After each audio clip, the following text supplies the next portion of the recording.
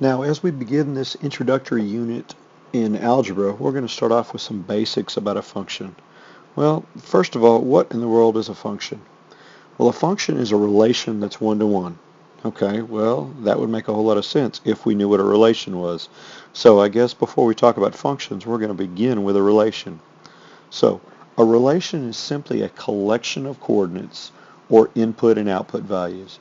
So anytime you've got some sort of collection of points, however they are, however they're listed, then that makes them a relation. Now when we talk about expressing a relation, when we talk about looking at a relation, there are four different forms that they can be expressed in. Now the first of these is called set notation. Okay, this is simply where you start with this set figure, which is a type of brackets, which you see at the beginning and end, and you simply list the relations, you list the ordered pairs, you list the coordinates in any order. Okay, so there's the first way that we can look at them. Now, the second way we can have a relation expressed is by going ahead and looking at the domain and the range. So the domain is the list of all x values or the inputs from a given situation. So if we look at this set notation from up above, the x values are -2, -1, 0, and 4. So we're listing the domain. Notice we said the domain is the set of, and here's those set symbols again, -2, -1, 0, and 4. Now, when we talk about the range, since the domain is the list of all the x values, range is the list of all possible y values or outputs from a given situation. So if we look back up at this first set notation again, we list the y values, -3, 5, 3, and 6. Sorry, that was a positive 3 to begin with. Notice down here in the range, we only list the number 3 one time. When we list them in a set notation, when we're listing the domain or the range, if a number is repeated, we still only list it one time. We don't list it twice. So there's the first two. Now the third way that we can express a relation is what's called mapping. And in mapping, here again, just like before, we're listing the domain and we're listing the range. But what we do in mapping is we go ahead and we show the relationship. So this -2 in the domain goes with 3 because that's the coordinate that we dealt with that was -2, 3. Okay, and the next coordinate we dealt with was -1, 5. So that was for -1, 5. So notice in mapping what we're doing is we're going to draw our lines to show what they're related to. Well, 0, 3 was our other coordinate, and our last one was 4, 6. So by looking at these lines, you can see that what each coordinate is, and that is called mapping. Now the fourth and final way that we can express a relation is by going ahead and graphing them. So if we look at these coordinates we had before, the -2, 3, we could just go ahead and graph those points. So there's the first point, -2, 3. And then we had -1, 5. And we had 0, 3. And we had 4, 6.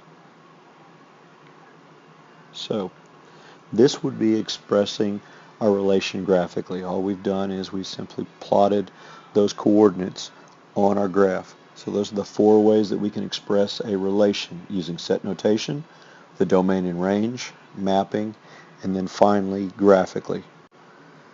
Well, now that we've defined what an expression is, or what a relation is, let's go back to the definition of a function.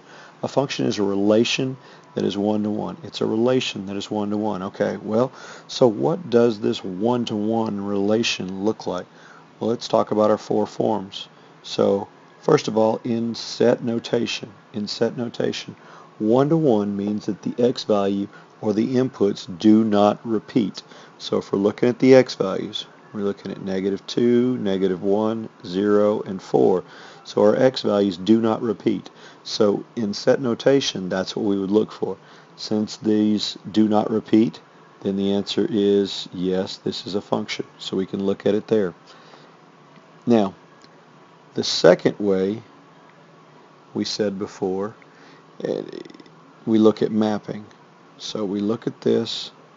We've got our domain and we've got our range, and it says mapping says each element of the domain only has one line coming from it. So let me go back and map these just like we did at the beginning.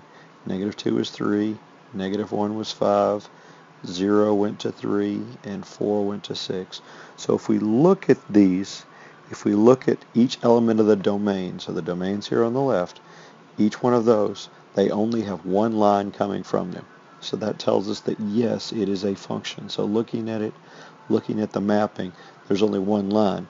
Now, correct, over here on the y values, the number 3 does have 2 lines going to it, but that's an element of our range. The range can be doubled, but the domain cannot.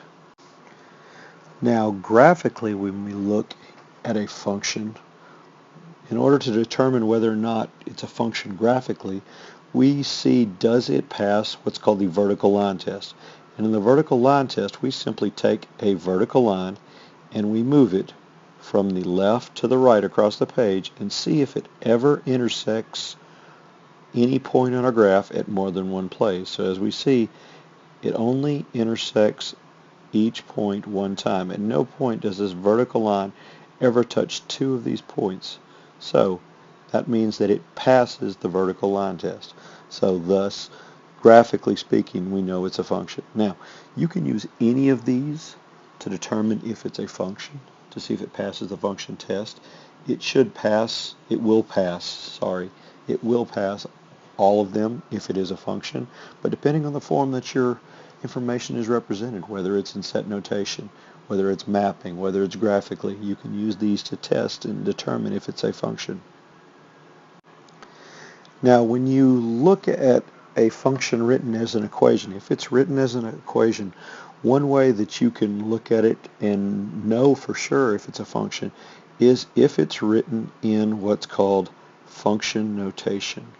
So, function notation. Now, function notation is just a way of writing something. Once we know it's a function, we write an equation that way. Function notation can be written as this. And if we read this, this says f as a function of x. Or it could be something like this, which would state g is a function of t.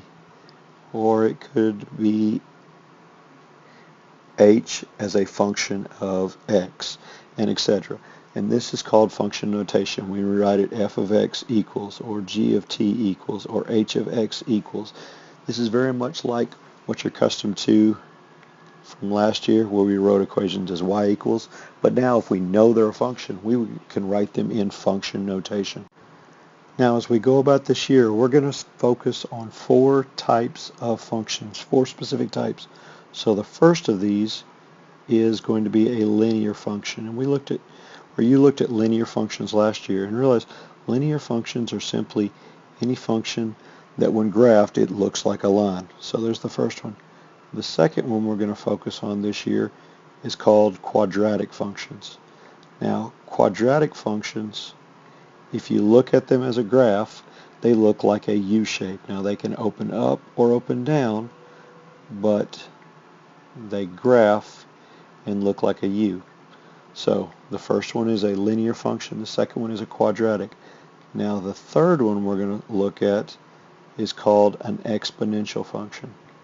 So when you look at the graph of an exponential functions here again can go up or go down, but they kind of look like a funny looking L, and they can go in any different direction. So, and they can all fit in any quadrant. I'm just separating them right now into one quadrant apiece. And the last one that we're going to look at is called a linear